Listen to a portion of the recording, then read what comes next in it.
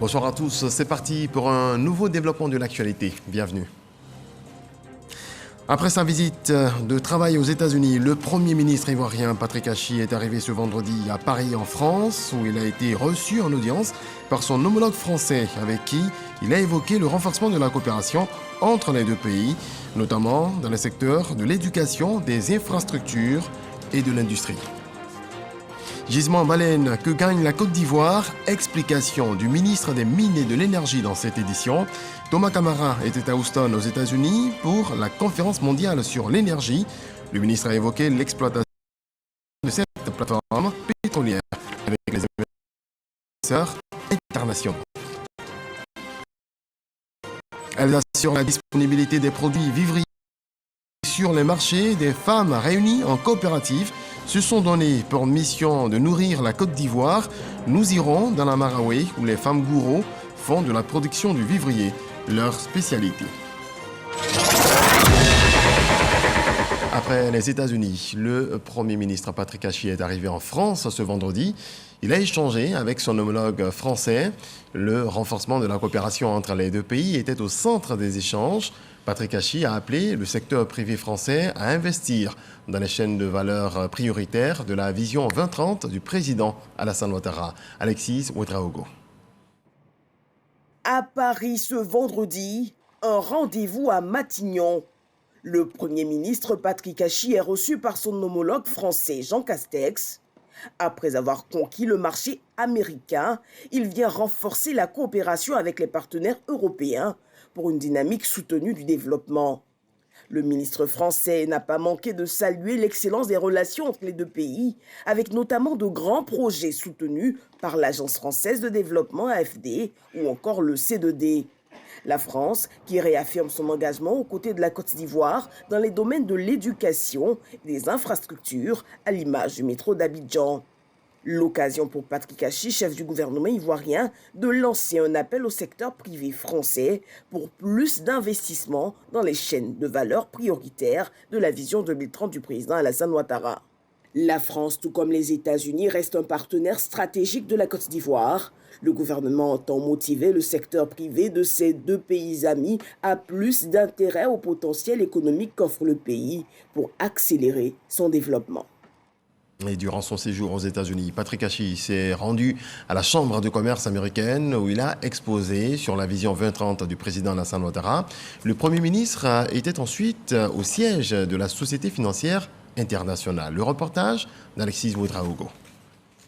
Pour cette dernière journée de travail du Premier ministre à Washington, cap sur la Chambre de commerce américaine.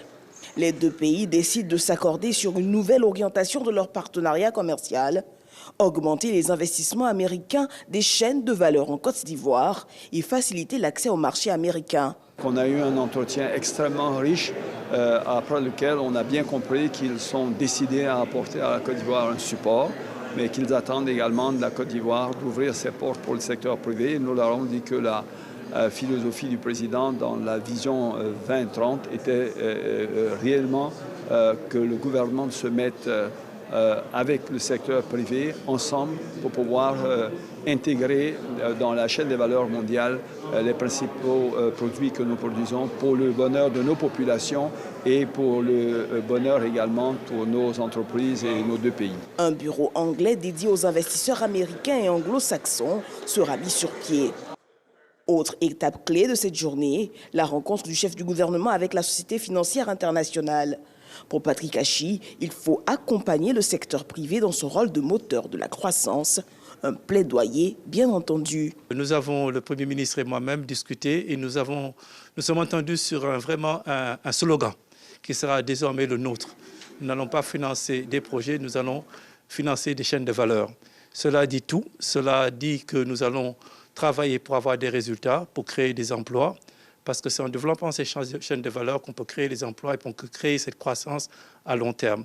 Donc c'est une vision nouvelle que nous avons discutée et que nous allons mettre en œuvre, qui vise à voir le projet comme un instrument qui permet de développer la compétitivité des chaînes de valeur et par conséquent créer plus d'emplois et de croissance en Côte d'Ivoire. Mercredi, Patrick Achi poussait les portes du Trésor américain, une audience avec Alexia Latortue pour renforcer la coopération entre les deux pays. Un autre titre que nous développons maintenant, la conférence mondiale sur l'énergie a pris fin à Houston, aux États-Unis. Au cours de ce grand rendez-vous mondial, le ministre des Mines et de l'Énergie, Thomas Camara, a multiplié les rencontres au sujet du gisement Baleine, plateforme pétrolière la plus importante du pays. Adama Kone.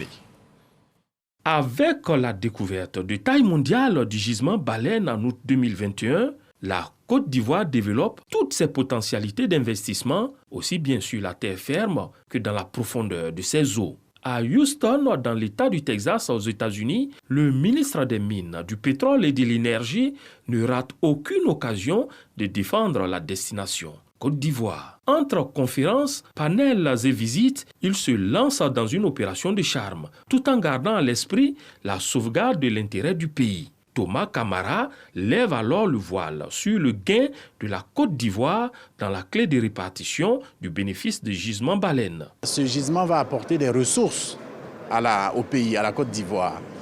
Premièrement, le pétrole brut sera commercialisé au plan international et rapportera donc des ressources financières pour le pays. Dans toute activité, il y a un profit qui est dégagé. Et la Côte d'Ivoire bénéficiera de 52,5% du profit qui sera dégagé par cette activité une fois que les coûts sont couverts. Ensuite, il y a du gaz naturel associé. Et ce gaz naturel en Côte d'Ivoire, il est utilisé pour la production de l'électricité. Et on le sait, la Côte d'Ivoire, comme tous nos pays africains, a besoin d'électricité.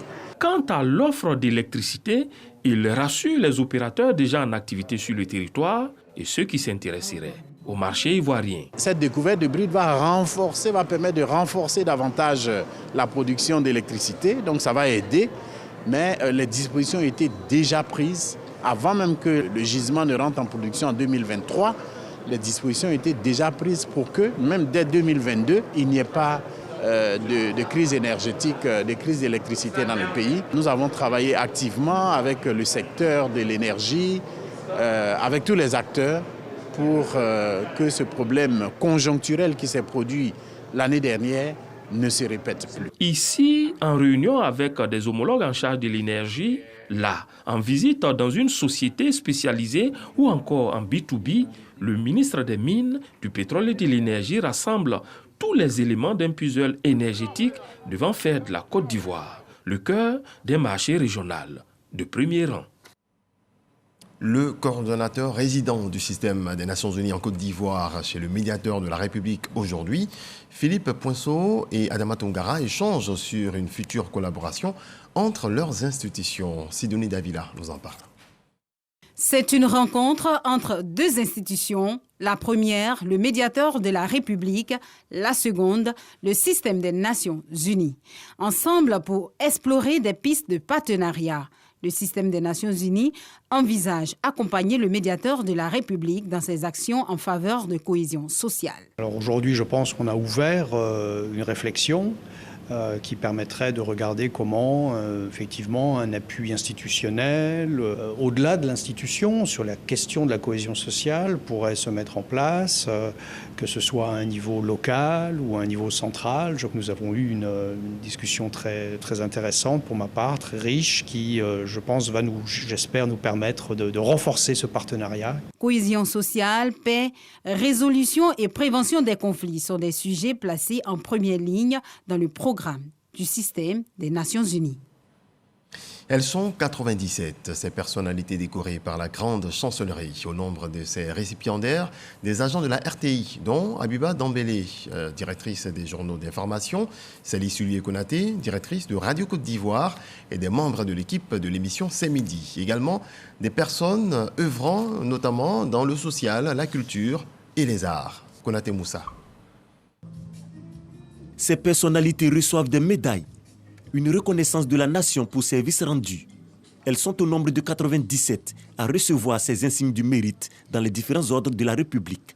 Je suis extrêmement honorée de pouvoir recevoir cette distinction en tant que chevalier de l'Ordre national de Côte d'Ivoire, en étant la première femme pilote de ligne ultra long courrier cargo de Côte d'Ivoire. Ce sont des sentiments de fierté, mais de responsabilité également que je ressens, mais de reconnaissance par-dessus tout, reconnaissance au président de la République C'est un des plus beaux jours de ma vie. On va porter sur sa poitrine une telle décoration. Pour cette vague, on note 55 officiers et 15 chevaliers dans l'ordre national, 22 officiers et 5 chevaliers dans l'ordre du mérite ivoirien. Nous exprimons vraiment toute notre gratitude pour avoir reconnu la qualité de notre travail. Je pense que nous pouvons dédier aussi cette médaille à ma dynamique équipe du secrétariat technique du CE2D. Je suis très heureux, très ému d'avoir à mes côtés tout un monde, le monde des artistes, qui a permis que je puisse accéder donc à cette distinction. Le groupe RTI est honoré à cette célébration du mérite.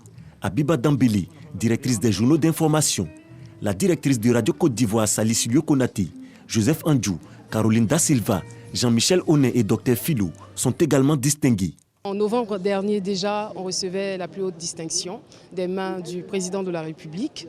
Et aujourd'hui encore, nous sommes là pour dire que ce que nous faisons est reconnu.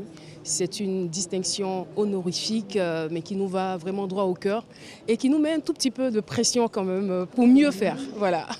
Merci à la nation qui reconnaît, j'allais dire, les mérites, le travail qui est abattu.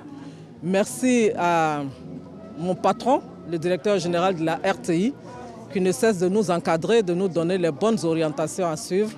Merci à tous mes collaborateurs à qui je dédie cette médaille. Cette distinction est pour toute la rédaction, toute la direction des journaux d'information et toute la RTI. Tous ces journalistes qui se sont battus pour hisser haut le journal de 20 heures de la RTI, qui est le journal le plus regardé, la tranche la plus vendue. Nous avons récolté beaucoup de récompenses, plusieurs prix et bonis. La concurrence est là, mais nous nous maintenons et nous allons faire mieux en 2022.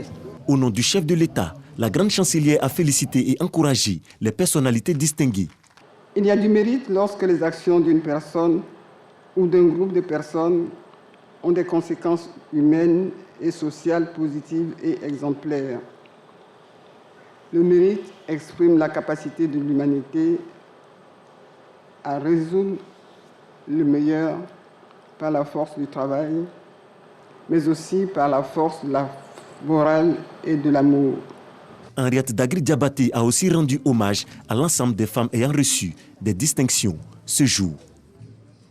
Autre volet de l'actualité, dès lundi prochain, des équipes du ministère du Commerce vont se rendre sur les marchés. Leur mission, procéder à la vérification des prix des produits de grande consommation.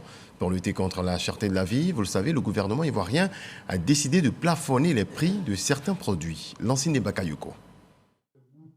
Après la phase de sensibilisation des différents opérateurs économiques relativement au respect des prix plafonnés des produits de grande consommation, le gouvernement passe à la traque aux contrevenants dès lundi prochain. Au front, les directeurs régionaux. Nous allons déployer nos équipes sur le terrain à l'effet de nous assurer que les mesures qui ont été prises par le gouvernement ivoirien soient effectivement respectées. Tous ceux qui vont être passibles à ce niveau-là de pratiques spéculatives ou de pratiques illicites au niveau de l'application des prix qui sont homologués seront sanctionnés. Ces directeurs régionaux seront beaucoup plus regardants sur les produits comme le riz, l'huile de palme raffinée, le lait, le sucre, les pâtes alimentaires, la tomate concentrée, la viande de bœuf, les céréales, le blé, des produits pour lesquels la Côte d'Ivoire reste fortement dépendante de l'importation. C'est un message de responsabilité qu'ils ont aujourd'hui envers la nation ivoirienne. Il s'agit pour eux, pendant toute cette période de lutte contre la vie chère, de prendre leur part dans cette lutte et de travailler au quotidien, jour et nuit s'il le faut, pour que les mesures du gouvernement soient appliquées. Le Conseil national de la lutte contre la vie chère prend une part active dans le dispositif anti-augmentation anarchique des prix initié par le gouvernement. Et si nos marchés sont riches en produits vivriers, c'est grâce à certaines personnes, notamment des femmes. Dans la région de la Maraoué, les femmes gourous font de la production du vivrier leur spécialité. Du bord-champ à nos assiettes, en passant par le transport et l'approvisionnement des marchés à Abidjan, Didier Nguessan retrace le parcours dans Vie d'ici. Regardons.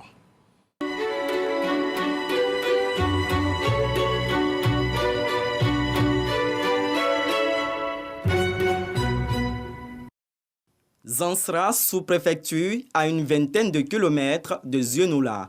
Ces femmes de la coopérative Kofagnaz se rendent sur leur parcelle. Elles y cultivent des produits vivriers comme le manioc, l'arachide, l'aubergine et le piment.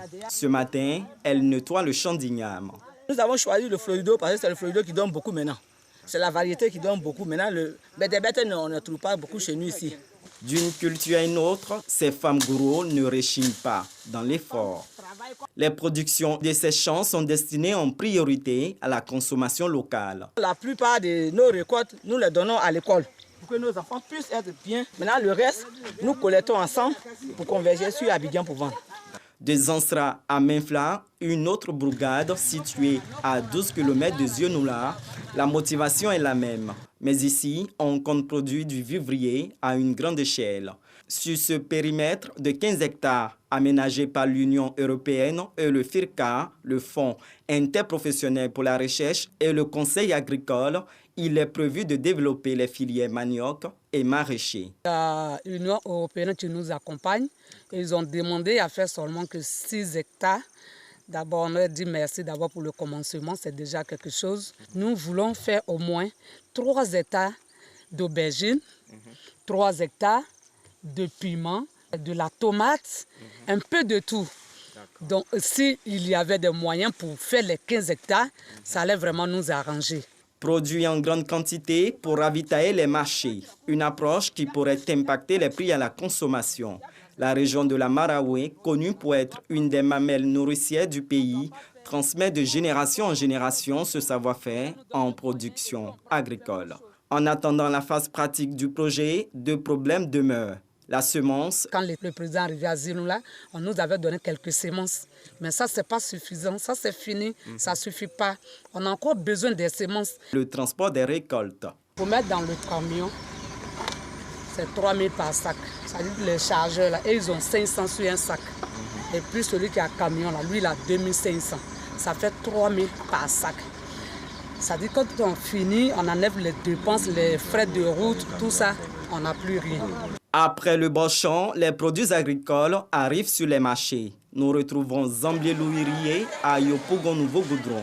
Sur ce marché, environ 2000 femmes revendent le vivrier. Les marchandises déchargées sur place au marché sont encore majorées de plusieurs frais. Quand tu décharges, tu fais droit de terre, par exemple 500 par sac. T'es payé à qui? Au côté du marché, il y a aussi des gens qui déchargent au niveau du camion, des jeunes qui montent sur le camion pour décharger les sacs. Ces jeunes-là aussi sont payés 500 par sac. Il y en a aussi qui prennent à les déposer là où toi tu as choisi de regrouper tes marchandises. Entre le transport, les frais de déchargement, le droit de terre et la taxe municipale, les prix à l'étal finissent par flamber. Le carton que vous voyez là, quand il n'y en a pas, les femmes prennent ça à 50 000. Hein. C'est ça, non? Le petit tas que vous voyez là, c'est 500 francs. Mais quand on prend place en détail, les gens mettent comme ça à 100 francs. Quand il pleut comme ça, en principe, si on devait avoir 10 sacs de piment dans un champ, désormais, c'est plus le cas. On peut avoir, ça fait produire 5 sacs. Du coup, la production baisse et puis les choses, là, le prix monte. Pour être beaucoup plus efficace, la plateforme des femmes du secteur du vivrier de Côte d'Ivoire a vu le jour en 2021. Les productrices s'attellent à améliorer la présentation de leurs produits. On travaille au champ, il faut qu'on arrive à transformer pour que nous puissions au moins avoir plein de moyens pour faire au moins les étiquettes, les emballages, pour pouvoir que ce soit bien vu, pour pouvoir bien vendre. La présidente de la plateforme décline les objectifs. On va aider nos femmes à avoir de bonnes semences, à avoir du matériel pour des bonnes pratiques culturelles. Au niveau de la transformation, aider nos femmes à avoir des machines performantes. L'huile qui est faite de manière traditionnelle n'a pas les mêmes normes que les normes que les gens demandent. Tout ça, c'est des choses qu'on doit changer, à corriger. Acquérir des camions pour aller bon champ, pour avoir les produits, pour que les prix diminuent sur le marché. Du Boschon à nos assiettes, les pertes post-culturelles sont importantes. Il faut les réduire et stabiliser l'offre alimentaire. Des pratiques culturelles à la distribution en passant par le transport, la modernisation du secteur du vivrier pourrait non seulement garantir la sécurité alimentaire, mais aussi soulager la bourse des producteurs et des consommateurs. Autre volet de l'actualité, le ministère de l'Enseignement supérieur et de la Recherche scientifique a lancé ce jeudi à l'université Félix Houphouët-Boigny de Cocody le projet d'appui au développement de l'enseignement supérieur PADES. Ce projet est financé par la Banque mondiale. C'est ce que nous apprend Jean-Marc Djadji. Le ministre Adama Diawara présente les contrats de performance signés par les universités Félix Houphouët-Boigny et Nangui Abrugwa. Un symbole qui marque le lancement du projet d'appui au développement de l'enseignement supérieur, PADES. Cette réforme vise à améliorer la qualité des modules de formation, l'employabilité des diplômés et à renforcer les capacités des établissements. Notre engagement à faire en sorte que ce programme-là puisse atteindre les objectifs qui lui sont assignés.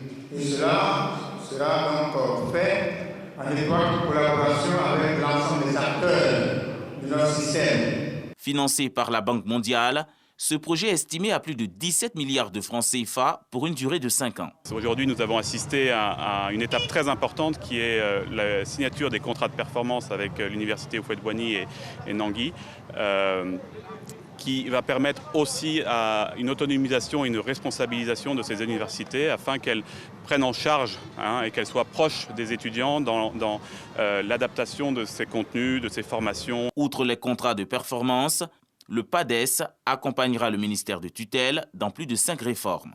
On veut que nos diplômés qui sortent de notre système soient tout de suite utilisés par le marché de l'emploi. La deuxième chose qui est visée par le PADES, c'est la réforme du BTS. Il va falloir y mettre de l'ordre et grâce au financement du PADES, on va y arriver. 2 établissements sur 7 ont été retenus après restructuration du projet. Plus de 8 milliards de francs CFA ont été alloués aux universités Félix Houphouët-Boigny et Nangui Abrugwa au travers du projet d'appui au développement de l'enseignement supérieur PADES. On passe au point Covid de ce vendredi.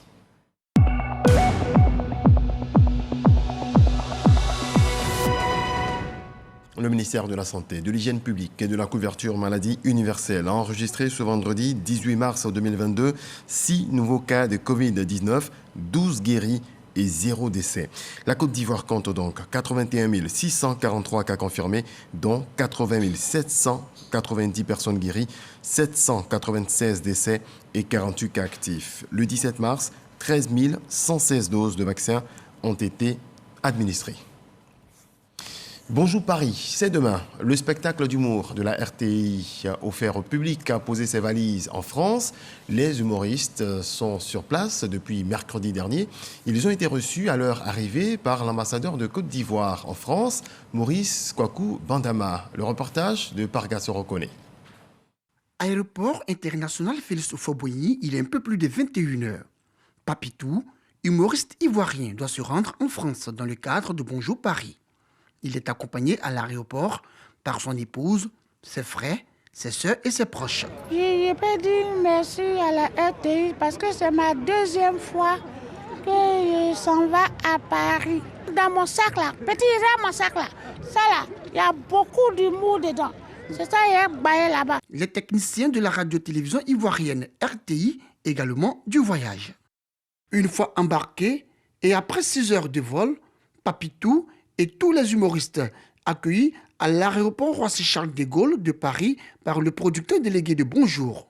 L'ambiance est électrique. Je suis venu à l'aéroport là pour accueillir les blédards, tous les autres collègues, les amis, l'équipe de la RTI qui vient d'Abidjan pour Bonjour 2022. Je vais m'envoyer la selle là, elle vient d'arriver, elle s'appelle Priscille la dégameuse. Alors, bonjour Priscille. Maman à lunettes. Voilà. Là, Germaine, je cherche Germaine. Après l'aéroport, direction la maison de la mutualité dans le 5e 24, rue Saint-Victor, pour une visite de la salle qui doit servir pour le grand rendez-vous du rire de la RTI. Pour la deuxième édition de Bonjour Paris, on est en train de déballer progressivement, n'est-ce pas, tout ce qu'on a promis à tous les Parisiens, parce que ceux qui sont ici doivent voir autre chose de Bonjour. C'est la deuxième édition, donc nous comptons vraiment mettre le paquet pour donner le meilleur à toutes ces personnes. À côté de ces humoristes, des artistes chanteurs, Billy Billy et Rémi Adam. Les 19 s'est gâté avec Rémi, oh yeah. On s'en va là-bas. Rendez-vous le 19, ça va bien se passer, bim. La visite de la salle terminée, cap est mis sur l'ambassade de Côte d'Ivoire en France, où équipe de production, partenaires, humoristes et artistes chanteurs reçus par l'ambassadeur Maurice Kwaku Bandama. Et pendant leurs échanges, le diplomate ivoirien reçoit un coup de fil depuis le plateau de ce midi à Abidjan. Depuis que je suis là avec la Covid, je n'ai pas eu l'occasion de communier avec les Ivoiriens. Donc j'ai sollicité du DG de la RTI qu'il puisse organiser ici à Paris l'émission Bonjour. C'est chose faite parce que je suis entouré de tous les grands humoristes de Côte d'Ivoire. Donc ils sont venus pour nous enjailler ici à Paris. L'arrivée de Bonjour, émission humoristique à succès de la RTI à Paris, saluée par l'ambassadeur Maurice Kwaku Bandama et l'ensemble des Ivoiriens de France. Je veux dire à nos compatriotes de la diaspora que leurs humoristes préférés sont là. Ce n'était pas un effet d'annonce, ce n'était pas de la NAC. Je les invite donc le samedi à venir nombreux à la maison de la mutualité pour communier avec les meilleurs humoristes. Donc venez, on va s'enjailler parce que vous aurez sur Paris des bords d'enjaillement. Merci. On va s'enjailler.